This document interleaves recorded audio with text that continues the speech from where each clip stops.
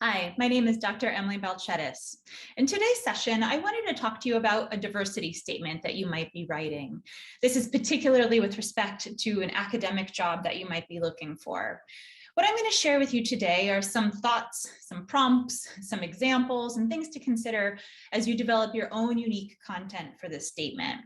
Of course, one of the natural questions you might be asking, and the reason you might have tuned into this recording in the first place, is what goes into a diversity statement? Let me start by answering that question by saying, what is it not necessarily? A diversity statement is not a requirement to disclose personal identities. You can choose to if you wish, but there may be some that you don't wish to disclose. It's not a requirement that you do. And you might find yourself thinking like, there's nothing about me or my background that is diverse, and so I have nothing to put into this statement. And that is also not true. Again, because diversity statements do not require, nor are they foundationally relevant to you and your identity. They are opportunities for more than that. It's also not an opportunity to showcase actionless values. This isn't a format for you to state what your morals are necessarily. Instead, think of it as an opportunity to concretely demonstrate what you have done in the past and to concretely commit to things that you plan to do in the future. It's not just about showcasing what your values are, but instead proving what you have done and demonstrating a commitment to actions in the future.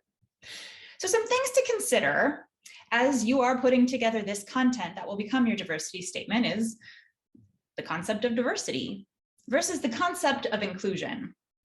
Go ahead and take a minute to think about what those concepts mean to you.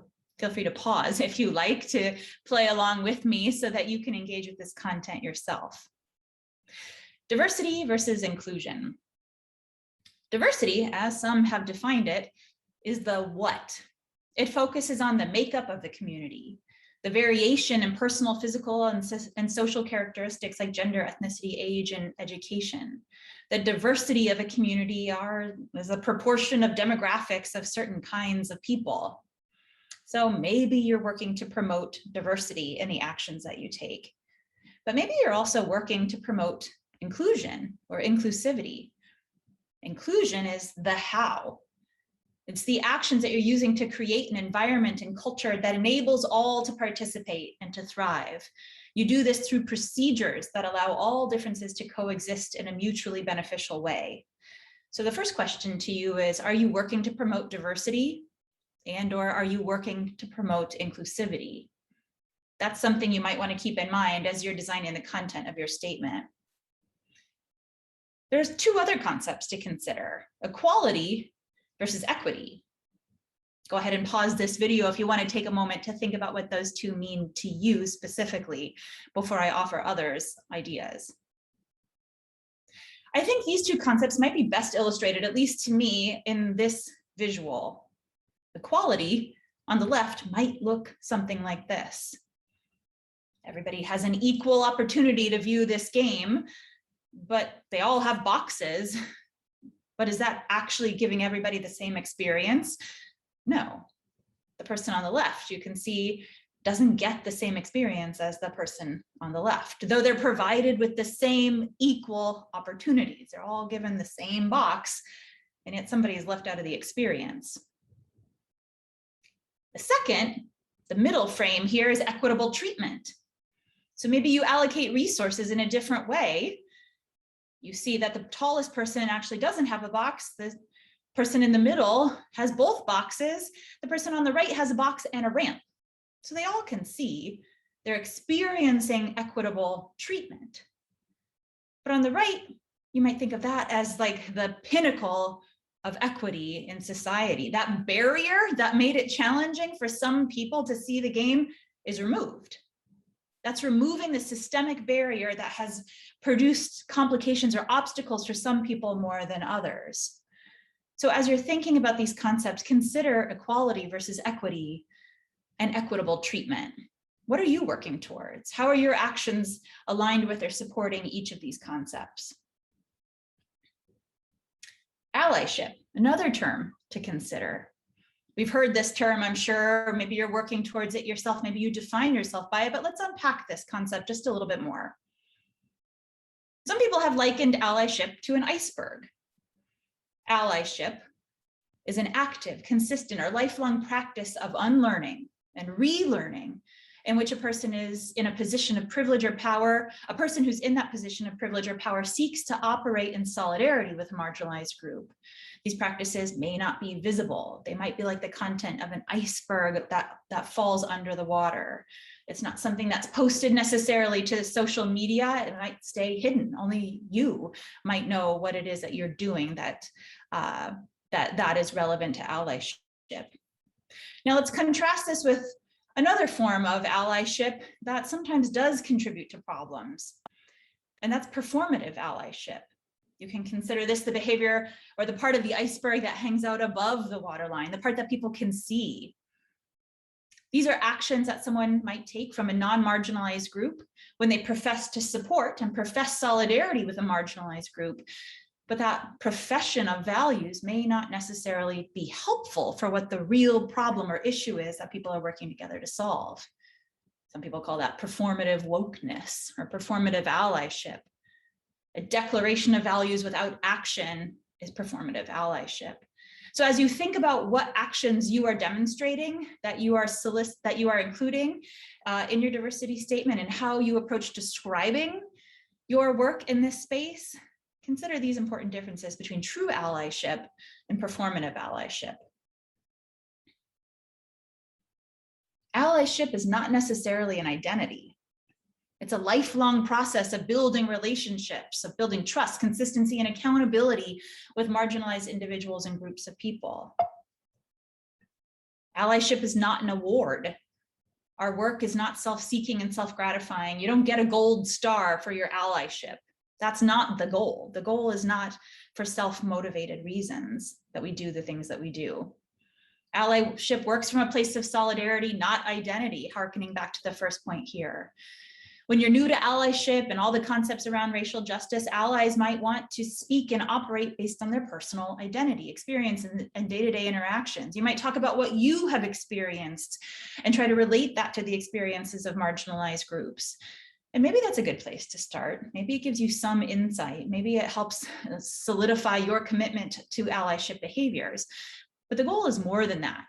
The ultimate goal is for allies to have a broader and more critical understanding of structures of power and the systems of oppression and how they can be dismantled alongside people of color. So maybe you start with your own personal experience, but the goal is to learn more from others' experiences and to work to support the development of their opportunities and to strike down those obstacles that stand in their way, not necessarily your own. Allyship is not a performance. Very public online and social media lives make it tempting to show just what we have done, and calling out the actions of other people, trolling or engaging in conversations to cancel others' perspectives on behalf of a marginalized group. That kind of performative allyship doesn't necessarily do all that needs to get done to advance the experiences of people from marginalized groups. We need to be careful to not represent or speak for marginalized groups. We can always speak to others in our own group about the ways that they can challenge their privilege and work towards solidarity, but that doesn't necessarily need to be a public display, but real work, real conversations that others may or may not even know are happening. So we've talked about that concept of solidarity and trying to understand allyship. Let's unpack this a little bit more. What is solidarity?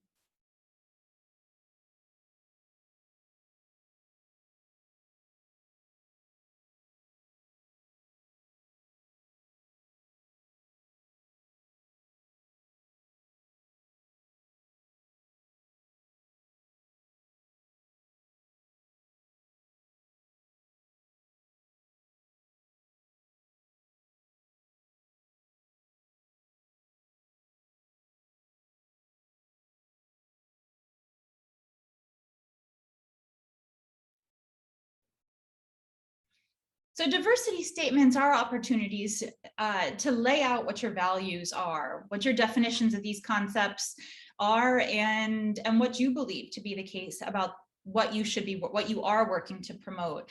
But we're also using diversity statements to showcase past concrete actions and future concrete plans. This is an opportunity to speak concretely about the actions that you plan to and have taken in the past to support a diverse and inclusive environment. One thing to consider is how do you set up the culture of the classrooms that you're in? Something to consider is like, what is the general culture or climate of academia?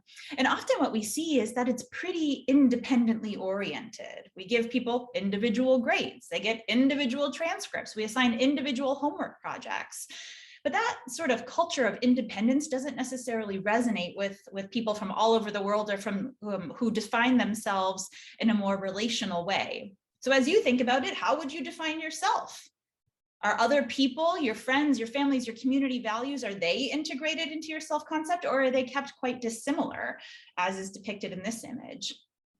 Who are you might be defined by your own values, your own behaviors, your own choices. But for other people, they might be more interwoven. Who am I is a reflection also of who my friends are, who my family is, what are the values that we espouse in the community. These people that are more interdependently oriented might find a cultural mismatch within academia that promotes more of an independence, evaluates people on their independent rather than interdependent contributions. From one person to the next, this independence versus interdependence might vary highly. This independent versus interdependence also varies across countries and cultures. This is Garrett Hofstede. He was a Dutch social psychologist and former IBM employee. He was also a professor emeritus at Maastricht University in the Netherlands. He entered technical college in 1945 and had a one-year internship that included a trip to Indonesia. In 1947, he was an assistant ship's engineer. On that trip, he met a woman in England and experienced huge cultural shock, despite the countries being so close in Europe. At IBM, he started as an engineer and a mechanic, but transitioned into management, where he founded and developed the personnel relations department. He started employee surveys and traveled all around Europe and the Middle East distributing them. He collected over 100,000 pieces of data from his travels on the values that people espoused within companies that he visited all around the world. And he noted major differences in this interdependent versus independent style that people took on. What do they value? Do they value independent hard work, or do they value interdependent hard work? The variations from one person to the next between countries was remarkable. And that's what he spent his career documenting, are these large variations in what people value and how they engage with work. You can see this showing up even within a single country when you consider the cultures that companies like Google or Amazon have created. In Google, there's a culture of collective togetherness. Teams work together to brainstorm new ideas, to troubleshoot, to consider whether to divest in an idea or not. At Amazon, supervisors rank order the performance of their direct reports, and they fire the lowest performing individuals. These different practices set up entirely different cultures. Google, it's one that supports and promotes the collective group. It encourages interdependence, people working together. At Amazon, that culture promotes independence. I'm in it for myself, and it promotes an I'm in it for myself kind of mentality.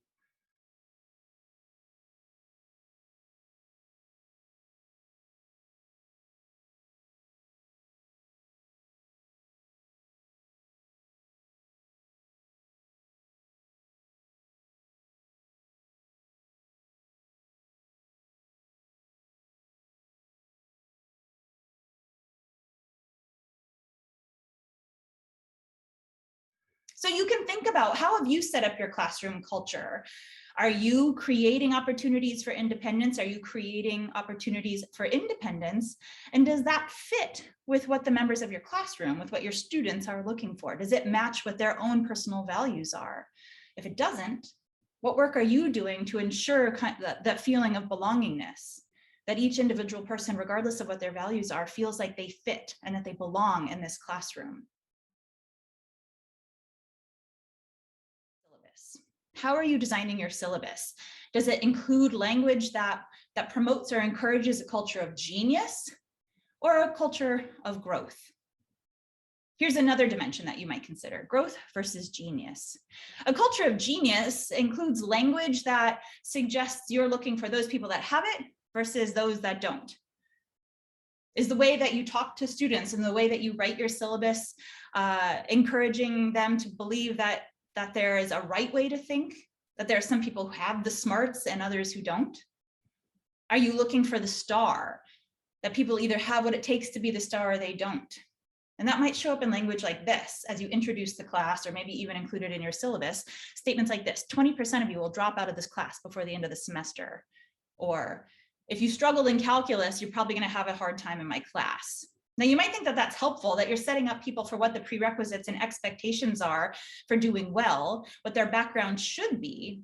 But that kind of language might suggest that you're looking for those people who have it, and that you're asking those people who don't have it to leave the class. You're looking for the geniuses, or that's who you'd like to work with.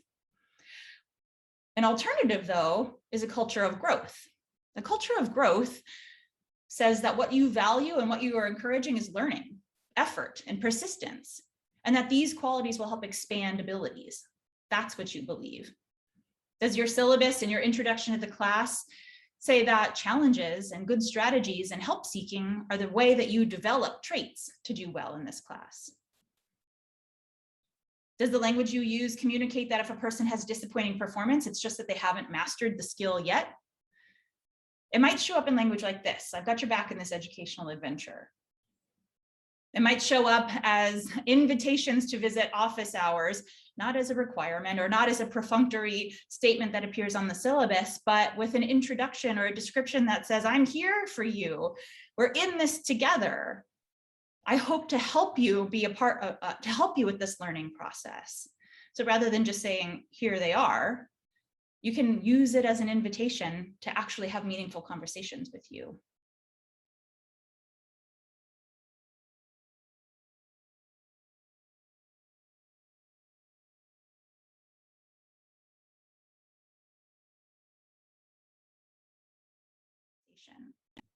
Elizabeth Canning and Mary Murphy and others examined mission statements of the Fortune 500 companies. And they looked for this culture of genius versus culture of growth mindset language within those mission statements. They also paired that analysis with data from Glassdoor, a website where employees can rate their company's culture. Companies that espoused more growth mindset language in their mission statements had a more positive company culture, according to the employees who actually worked there. On the other hand, employees in culture of genius companies were less trusting of and committed to their company. Those are important for satisfaction, for productivity, and for retention, all qualities that as educators we're also interested in. The same researchers asked over 500 employees working in some of the largest companies in the US to report on their company's mindset and their culture. When employees believed they worked for companies that had stronger growth orientations, employees were more collaborative, as determined by their supervisor's own evaluations of employee performance. Employees in growth cultures were also more innovative and willing to take intellectual risks, as judged by supervisors' evaluations of employees' performance. In a culture of development and a culture that promotes growth, mistakes are considered part of the learning process. But on the other hand, employees that were more in companies of genius, cultures of genius, were more risk averse. They were less innovative because innovation increases the opportunity for mistakes. In a culture of genius, mistakes cast doubt on people's ability. It suggests you don't fit here. This is not the right field for you. So why work to create a culture of growth? Because it creates a more positive atmosphere, it increases collaboration, it increases innovation and risk-taking, and that's where some of the biggest changes and the biggest educational leaps can come from. Why work to eliminate a culture of genius and to be aware of the language that you're using that might suggest this is what you believe in, that you're looking for stars? Well, again, from these same researchers, employees in companies that had this culture of genius ethos were more likely to cheat, They were more likely to cut corners. They were more likely to keep important information away from other employees, and that's as reported by supervisors. Supervisors were saying their employees were more likely to engage in these destructive, harmful actions that don't support real development. Getting ahead of others and being seen as the star is what's valued in these cultures of genius, even if it comes at the expense of ethical behavior. Individuals who embrace this culture of genius or fixed mindset are also slower to recognize mistakes. If as educators we're really interested in getting people to take a risk, maybe experience a sort of failure or have a mistake, but learn from those mistakes, we need them first to recognize that a mistake has happened. And individuals who believe in a culture of genius or who have a fixed mindset about abilities have a harder time recognizing their mistakes. Neuroscientists found that people with growth mindsets show neural recognition of errors in less than 1/100th of a second. So in contrast to those that believe in a culture of genius, those that believe in a culture of growth, that have a growth mindset, can recognize their mistakes faster. And they use that responsiveness to correct their mistakes. In contrast, people who believe in that culture of genius, who have a more fixed orientation about what traits look like, don't show that same neural responsiveness to errors. It's as if they're not even recognizing that they've made a mistake. And as a result, they're slower to update and to learn. The other thing about fixed mindsets or this culture of genius is that it can create chronic stress that can impair performance. In fact, individuals who live in this kind of environment are more likely to forget critical information that they need to do their jobs best. Researchers tested the memories of individuals who are studying advanced multivariate calculus, a requirement for STEM intensive fields. Individuals reported their stress over a 3-month period of time, and researchers looked at their performance on the same calculus tests that they took over a period of time. Individuals who really wanted a career in STEM fields, who defined themselves by their STEM identity, forgot twice as much material when they experienced the most kind of stress. So when we create a culture that says, I'm on the lookout for geniuses, I believe some people have it and that they don't, and that it's my job to find and foster those kinds of people, just think about the impact that it's having on people who might already feel like they don't belong. It's increasing their stress, and that increased stress is reducing their productivity, their ability to learn, and ultimately their performance in the class. The other thing is that fixed mindsets, believing that there are stars out there and it's your job to find them, can actually undermine racial minorities' performance. Researchers studied 150 STEM professors and over 15,000 student experiences. All students performed poorly in STEM courses taught by faculty who endorsed more fixed versus growth mindsets. But professors who had a fixed mindset created a racial achievement gap that was nearly twice as large as the achievement gap present in courses taught by faculty with a growth mindset. When we're considering what concrete actions we can take to support a more diverse, equitable, and inclusive working environment for all people to learn, grow, and thrive, the mindset we as educators adopt and share can have a direct impact on the performance of all the students that we're working with. So why eliminate a culture of genius? Because it increases unethical behavior. It impairs recognition of mistakes, and as a result, the learning process. It increases strategic forgetting, and it might itself be responsible for producing racial gaps in performance. So in your own syllabus, you can consider, how do you communicate your intentions to be an ally, your intentions to create a culture of growth rather than a culture of genius? What resources do you list to support your students' growth? Are you one of those resources? Are you coming across as an ally in their education, standing in solidarity with their growth as a researcher or as a scholar? Or are you coming across as simply the evaluator and the gatekeeper of those who get to enter the field and those who stay out?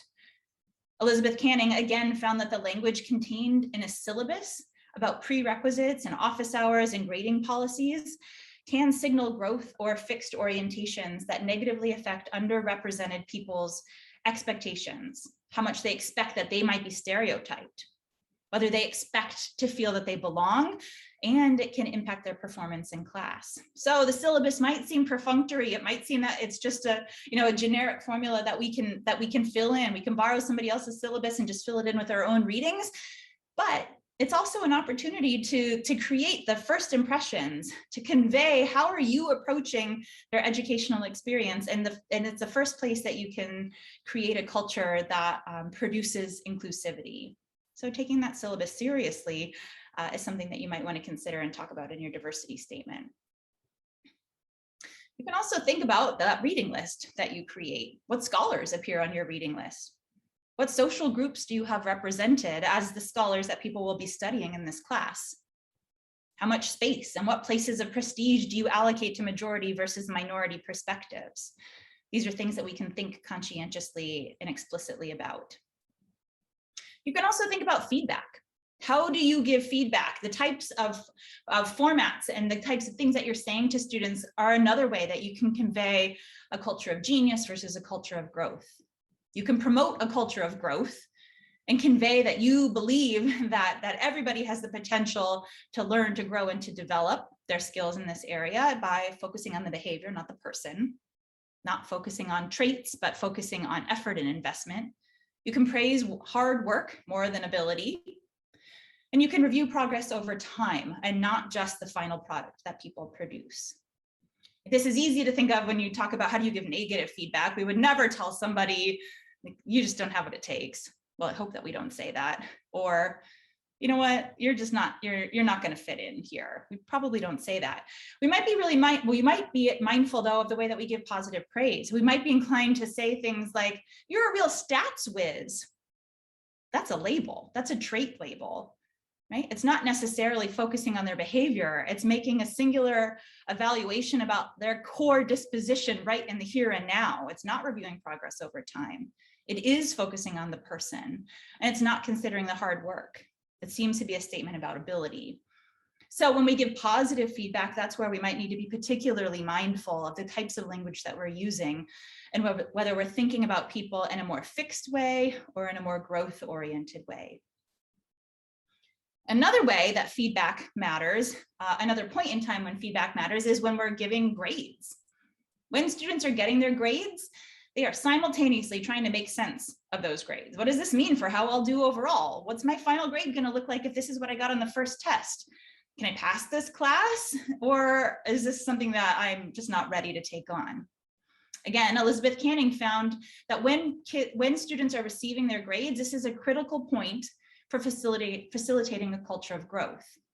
When faculty released grades and at the same time sent out a note offering concrete resources and advice for how to study better, or sent out those grades and invited students to come attend to their office hours to learn more or review what they got wrong, students who otherwise felt that they didn't belong in the class, the major, or the field, particularly first-generation students, showed improved GPA at the end of the semester, compared to those students, those first-generation students, with teachers who didn't provide this feedback and resources for how they should interpret their grades and what opportunities they are for changing their performance and for learning over time. Now, how did this happen? Adding those little notes offering resources or helping them interpret what does this grade mean about my ability to do well in this class? How did that translate into a higher GPA? Well, students engaged more with course content when they received this additional feedback and resource offerings. She looked at how many times they clicked on course content within a Blackboard site, and she found that students with teachers who provided this kind of feedback, this kind of facilitation for interpreting a letter grade, those students went to look at the course content on the Blackboard site more often than those who didn't get that kind of feedback or resource offering. That type of feedback also reduced feelings of imposter syndrome among first-generation students.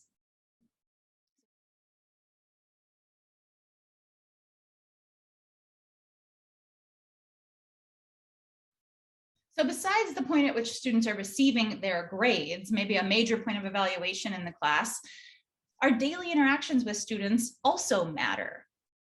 Laura Park is a researcher, and she found that the way that we respond to individual questions in class has a big impact, not only on the students who ask those questions, but the students who are listening to those questions and our responses as educators as well.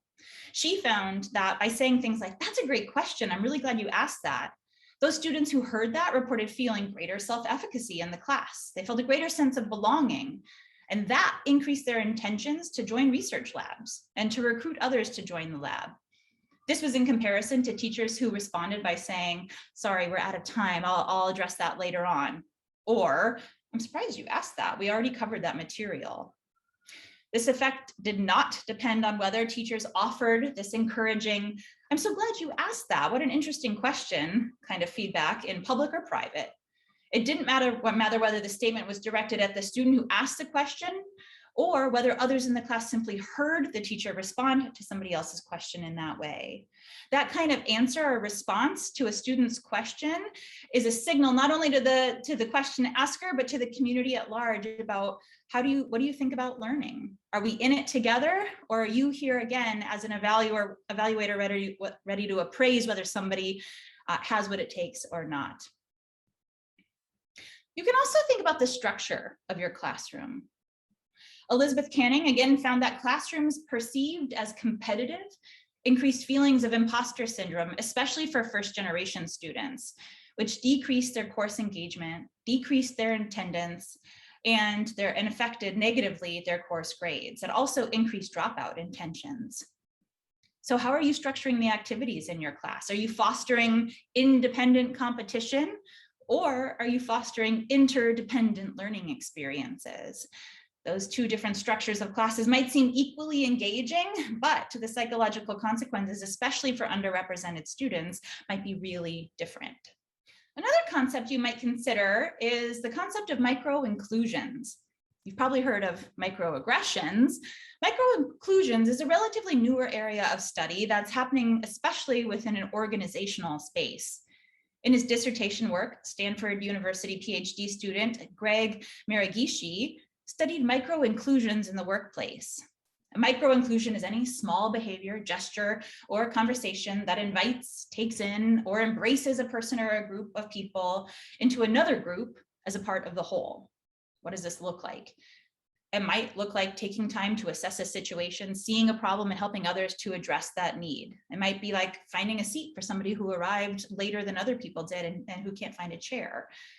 It's making sure that you pronounce names correctly and correcting mistakes when you find out that you've made one. It might be about making sure you're using the right pronouns and that you care about the pronouns that people want to use to describe themselves.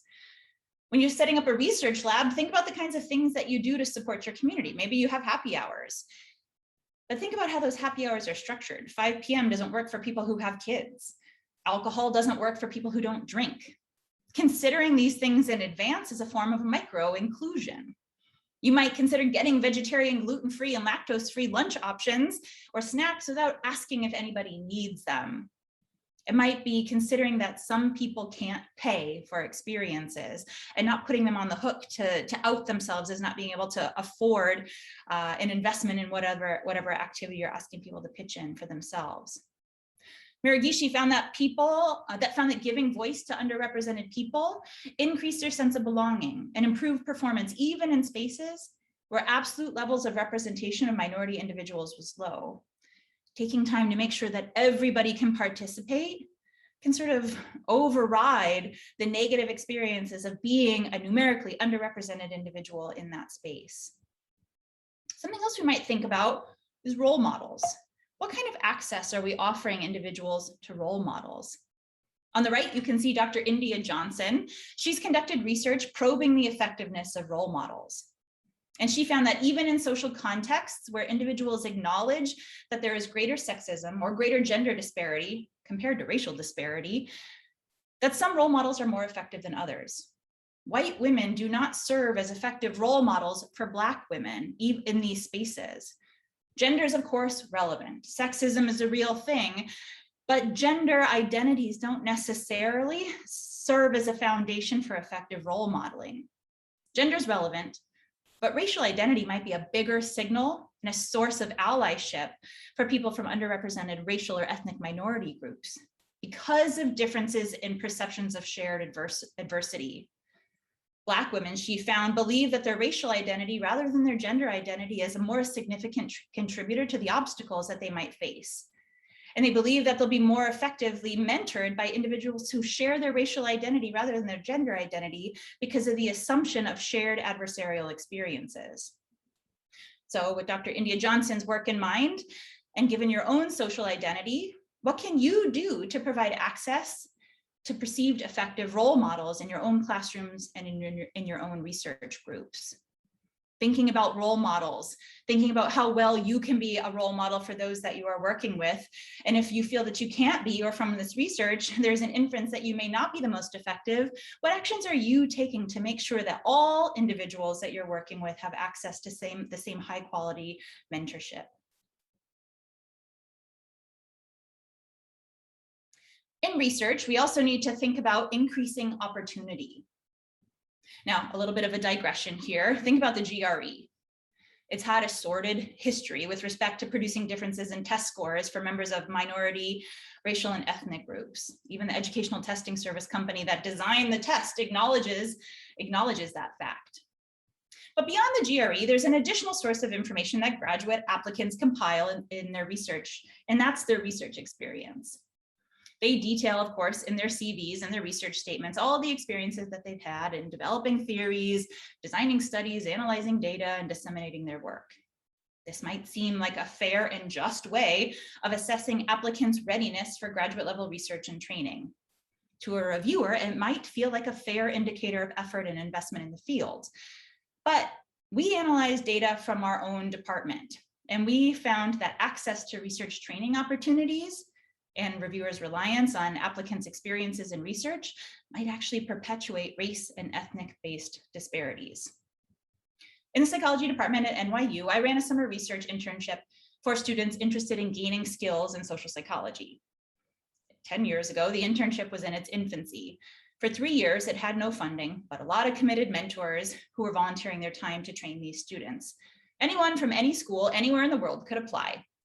But this lack of funding meant that the interns who accepted our invitation to join would have to foot the cost of living in New York City, commuting, and compensating for lost summer wages.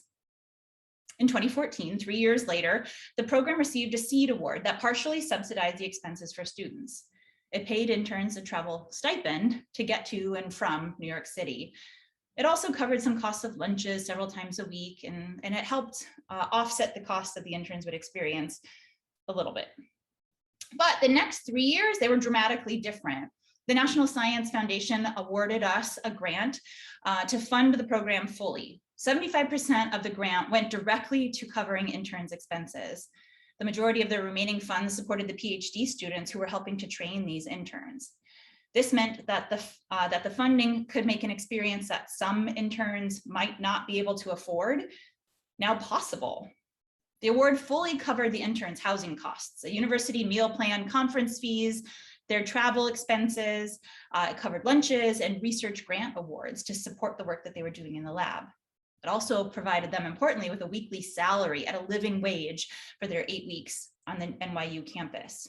Of course, funding increased the total number of applications we received. We got over 11 times as many applications when the program was fully funded compared to its final year where it was unfunded. But even more importantly, the rate of increase in applications received was markedly different for people from different racial and ethnic groups. We investigated the impact of funding this internship on the number of applications we received from individuals considered well represented in the sciences, those that identified themselves as white or Asian. We also looked at the rate of increase in applications received from those that would be considered underrepresented in the sciences, those that identified as Black, Hispanic, Latin, Native, Hawaiian, or Pacific Islander.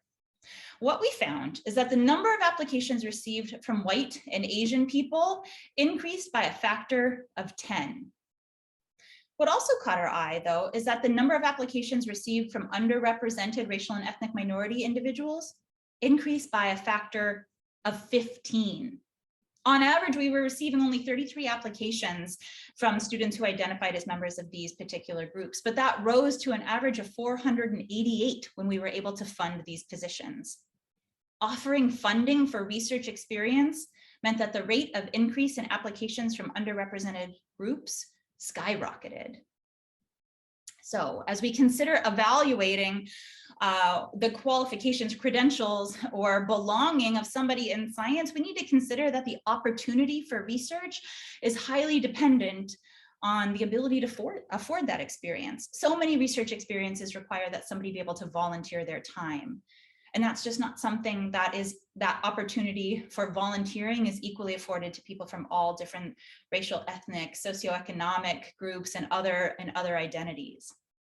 So as you're considering the weight that you give to research experience, what are the systemic barriers that are holding certain groups back from receiving the training that they need to excel? And what are you doing, or what can you do to address that barrier? Something else to consider is the service that you're performing. What work do you do to try to increase psychological safety? This is relevant to diversity, equity, and inclusion. Have you created a space where people feel that it is safe to be who they are and to share what they believe? What is psychological safety? It's a belief that the environment is safe for interpersonal risk-taking.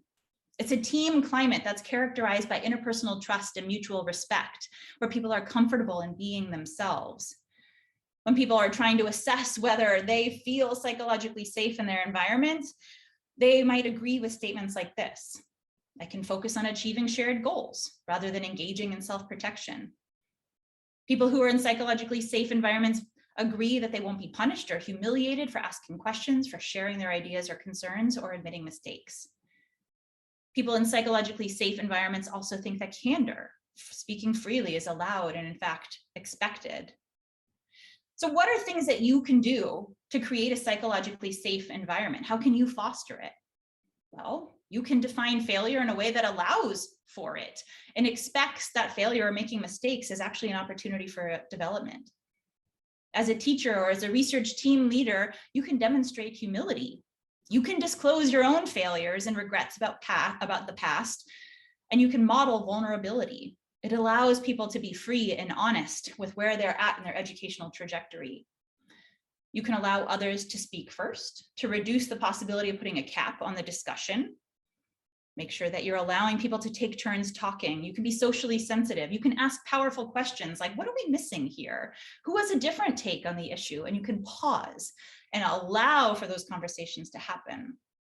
You can encourage teammates to take risk, and you can importantly express gratitude for all of the contributions that you receive from team members.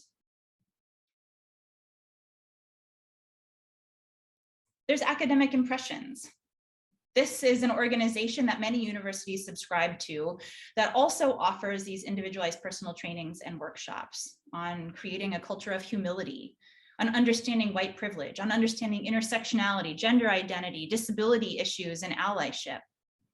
These are opportunities that are available for members of the academic community to grow their understanding and awareness of these issues.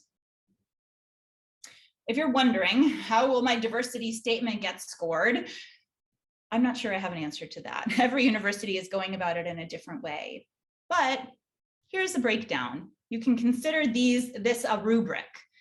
People who might be evaluating diversity statements might be looking to score you and your efforts and what you are writing on these different dimensions. This is taken from Berkeley's diversity statement rubric. Go ahead.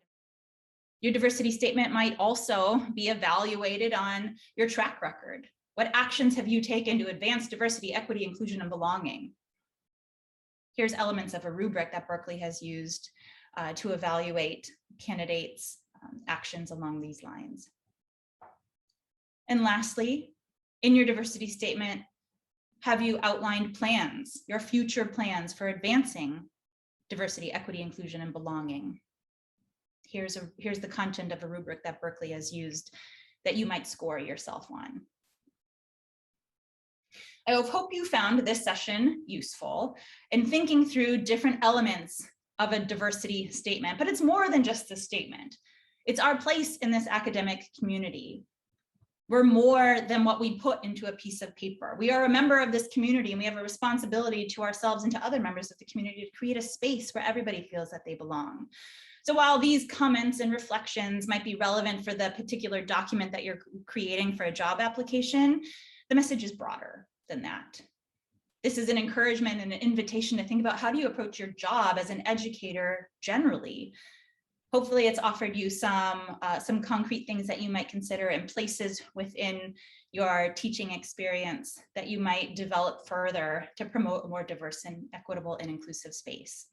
Thank you for watching, and I hope you found this useful.